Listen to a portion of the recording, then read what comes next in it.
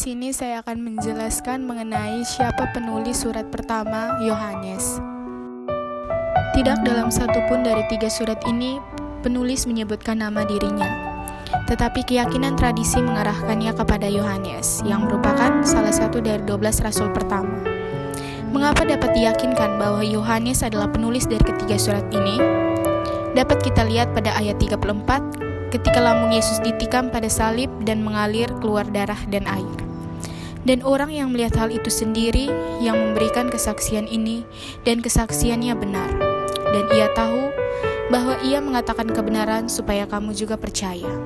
Yohanes bab 19 ayat 34-35. Dan juga ada bacaan, dialah murid yang memberi kesaksian tentang semuanya ini dan yang telah menuliskannya, dan kita tahu bahwa kesaksian itu benar.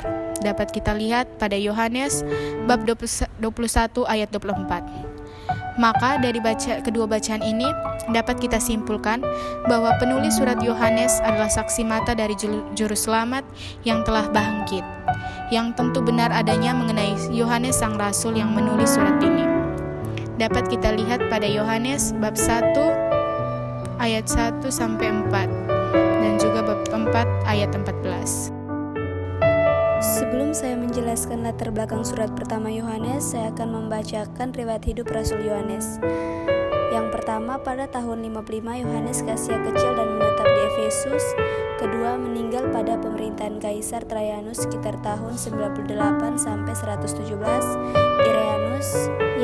Yang ketiga, dibuang ke Patmos dekat Efesus pada pemerintahan Domitianus. Dan yang keempat, sekembalinya ke Efesus ia menulis Injil dan surat-suratnya tahun 90-an sampai 100 Masehi. Setelah saya membacakan riwayat hidup Rasul Yohanes, saya akan menjelaskan tentang latar belakang surat pertama Yohanes. Baik, kapan dan di mana surat pertama Yohanes ditulis? Di sini tidak diketahui secara persis kapan dan di mana surat pertama Yohanes ditulis. Itu mungkin ditulis pada suatu masa di bagian akhir abad pertama Masehi. Meskipun Yohanes menghabiskan sebagian besar awal kehidupannya di Palestina, area tersebut memusuhi umat Kristen dan orang Yahudi setelah kehancuran Yerusalem dan bait sucinya pada 70 Masehi. Keyakinan tradisi menyatakan bahwa Yohanes meninggalkan Palestina untuk hidup di Efesus selama tahun-tahun hidupnya kemudian. Jika ini keadaannya, Yohanes dapat saja menulis surat tersebut di Efesus antara 70 dan 100 Masehi. Beberapa fiktur apakah yang menonjol dari kitab ini?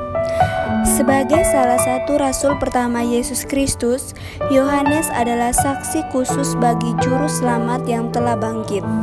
Yohanes memulai surat ini dengan menaklumkan bahwa dia secara pribadi telah melihat, mendengar, dan menyentuh Yesus Kristus. Memperluas kesaksian pribadi ini, Yohanes mengajak para pembaca untuk memperoleh persekutuan dengan Bapa dan dengan anaknya Yesus Kristus. Kasih adalah tema sentral dari surat pertama Yohanes. Yohanes menekankan bahwa mereka yang mengatakan merekalah yang mengasihi Allah, namun sebaliknya tidak mengasihi orang-orang di sekeliling mereka adalah pendusta.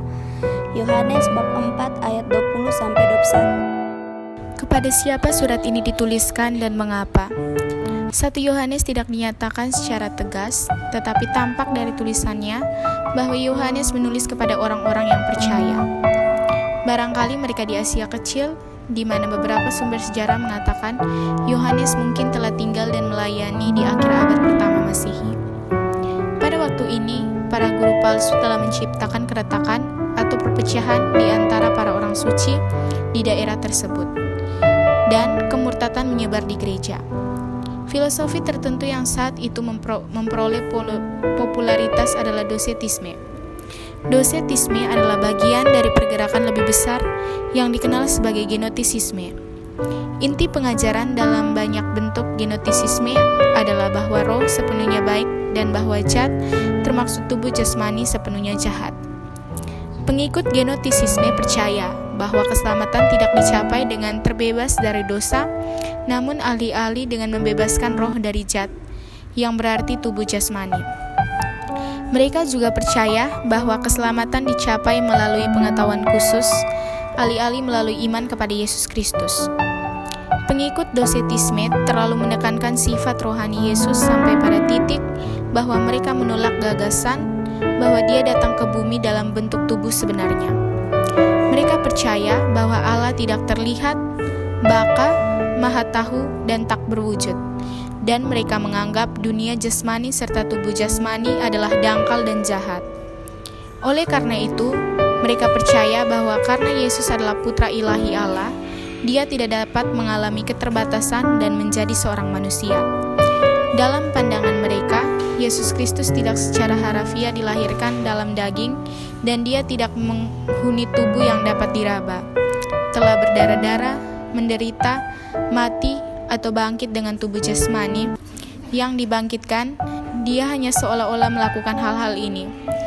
Docetisme berasal dari kata bahasa Yunani dokeo, yang artinya seolah-olah atau tampaknya. Meskipun 1 Yohanes membantah ajaran-ajaran palsu ini, ajaran-ajaran ini tetap bertahan dan menyelinap ke dalam keanggotaan gereja. Dan ajaran-ajaran palsu lainnya adalah bagian dari apa yang menuntut pada kemurtatan besar. Secara garis besar, surat pertama sampai 3 Yohanes mengajarkan bahwa melalui kepatuhan kita dapat jadi mengenal Allah, memiliki persekutuan dengannya, dan menjadi seperti Dia. Pada hari terakhir, para antikristus akan muncul. Kasih juru selamat bagi kita dinyatakan melalui korban pendamaiannya. 1 Yohanes mendorong para orang suci untuk menentukan apakah seorang guru berasal dari Allah. Allah adalah kasih, dan karena kasih-Nya yang besar bagi kita, Dia mengutus putranya untuk menderita atas nama kita. Mereka yang mengasihi Allah akan menaati perintah-perintah-Nya. Mereka yang percaya kepada Yesus Kristus dan dilahirkan dari Allah akan mengatasi dunia. Tujuan penulisan surat pertama Yohanes yang pertama, untuk melawan ajaran sesat yaitu gnostisisme, terutama docetisme. Ajaran gnostik adalah suatu ajaran yang mengajarkan tentang penyangkalan karya Allah di bumi ini, juga menyangkal karya keselamatan dari Tuhan Yesus Kristus. Ajaran gnostik yang lahir pada abad kedua berusaha meracuni pemikiran manusia supaya tidak percaya kepada Tuhan dan menyelewengkan kebenaran. Sedangkan ajaran docetisme merupakan sebuah istilah yang menyatakan bahwa Yesus Kristus tidak sungguh-sungguh manusia, melainkan hanya tampak sebagai manusia. Kata ini berasal dari bahasa Yunani, dokein, yang berarti tampak atau kelihatannya. Doktrin ini mempertahankan bahwa Yesus Kristus hanya tampaknya saja mempunyai tubuh. Yang kedua, mendorong pembacanya, jemaat di Asia Kecil yang menghadapi para pengajar palsu, untuk terus bertekun dan berpegang teguh pada kebenaran firman Allah dan hidup sesuai dengan kebenaran itu seperti yang mereka tunjukkan selama ini.